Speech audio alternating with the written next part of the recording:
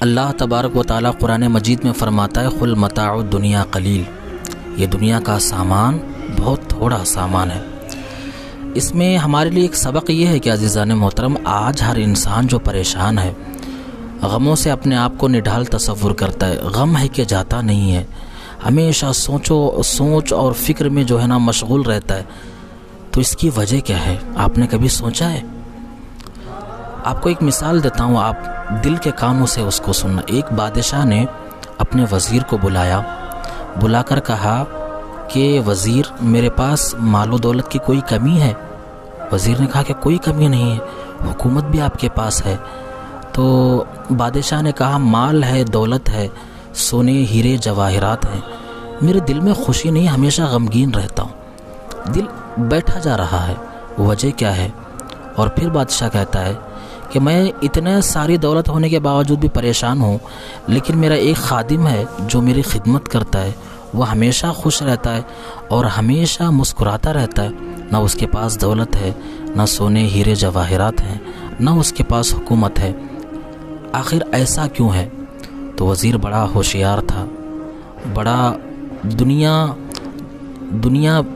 دنیا اس نے دیکھی تھی، دنیا بین تھا۔ تو کیا ہوا؟ وزیر نے کہا کہ بادشاہ ایک کام کرنا، آپ ایک 100 اشرفی کی تھیلی لے کے اس کو تحفے میں دے دینا، کسی ایک شخص سے جا کر آپ کہیں کہ یہ 100 اشرفیہ اس خادم کے گھر پہ رکھ دو۔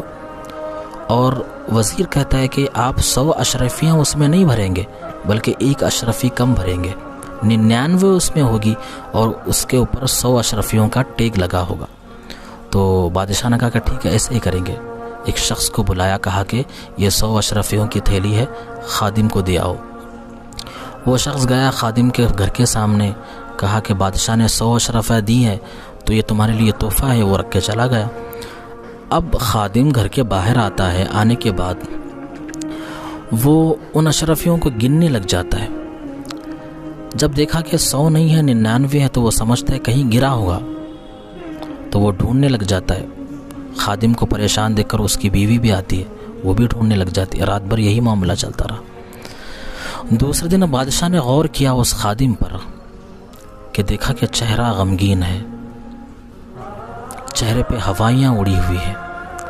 تو وزیر نے آ کر بادشاہ سے کہا کہ بادشاہ، اتنی چھوٹی دولت، ایک اشرفی گم گئی تو اتنا یہ پریشان ہے، حالانکہ وہ اللہ کا شکر منا کے 99 اشرفی لے کر سو سکتا تھا۔ لیکن دنیا کی یہ محبت ایسی چیز ہے کہ انسان سے سارا سکون غارت کر دیتی ہے۔ تو عزیزان محترم، ہمارے لیے بھی ایک سبق ہے کہ ہمارے پاس اللہ نے اتنی نعمت دی ہے، صحت کی نعمت، ہاتھ پیر کی نعمت، اتنی نعمتیں ہونے کے باوجود کھلا رہا ہے، پلا رہا ہے، پھر بھی ہمارا معاملہ دیکھیں کہ ہم دنیا دنیا دنیا صبح و شام اس دنیا کو اپنے اوپر حاوی کیے ہوئے ہیں۔ تو جب دنیا کو اتنا حاوی کرو گے، جس کے لیے تم محنت کر رہے ہو اور جس دنیا کو بہترین کرنے کے لیے تم اتنی تگودو کر رہے ہو، اس دنیا میں اگر تم کمزور رہو گے، پریشان رہو گے، تو اس کا فائدہ کیا رہے گا؟ آپ مجھے بتائیں۔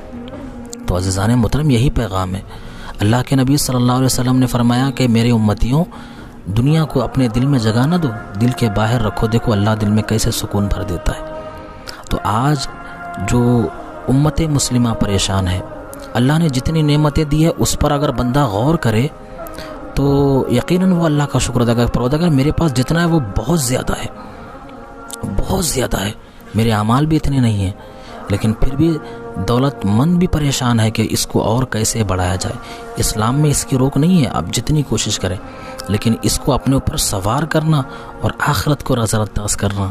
عزیزان محترم، جو دنیا سے غنی ہو گیا، بے پرواہ ہو گیا، اس کو آپ ہمیشہ مسکراتا دیکھیں گے، اور جو دنیا کی غموں میں ڈوبا رہا، ہمیشہ وہ خود کو پریشان رکھے گا اور خود کا بھی نقصان کرے گا۔